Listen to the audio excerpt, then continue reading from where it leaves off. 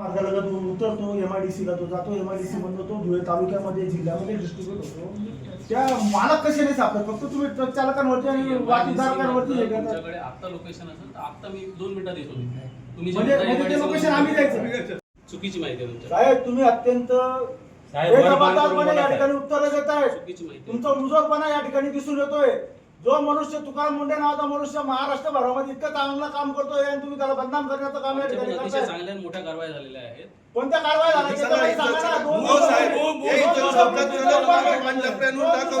आमदार अनुप अग्रवाल यांच्या कार्यकर्त्यांनी धुळे जिल्ह्यामध्ये जे स्टार्टअप चालू केलेलं आहे की बोगस दारू बनवणे, गुटख्याची तस्करी करणे आणि इतर जिल्ह्याच्या लोकांना इथून गुटखा पास करून देणे, त्याच्यासाठी प्रोटेक्शन मनी घेणे, याच्यासाठी शहरामध्ये एक तरुणांची पिढी पूर्ण बर्बाद होते आणि म्हणून त्याचं निवेदन देण्याकरता आम्ही या ठिकाणी आलो होतो।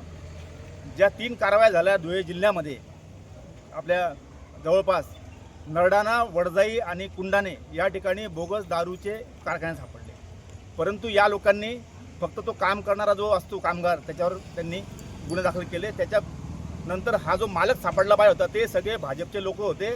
भाजपचे अनेक नगरसेवक पदाधिकारी त्या ठिकाणी येऊन मिटवामिटी करून गेले। आजपर्यंत मूळ मालकावर ज्याचा कारखाना आहे तो सापडला नाही। काल गुटख्याची कारवाई, भाजपचा एक नगरसेवक त्याचा हा माल होता अशी सर्रास चर्चा या शहरामध्ये होते। जर लोकांना हे माहीत पडतं तर पोलिसांना का माहीत पडू नये हा आमचा आरोप आहे आणि या FDIला का माहीत पडू नये। त्यांनी त्याप्रमाणे त्याचा शोध घेऊन जर त्याला जेरबंद केलं असतं तर येणारा गुटखा धुळ्यात बंद झाला असता, अनेक तरुणांच्या पिढ्या त्याच्यापासून होणारे रोग हे वाचले असते।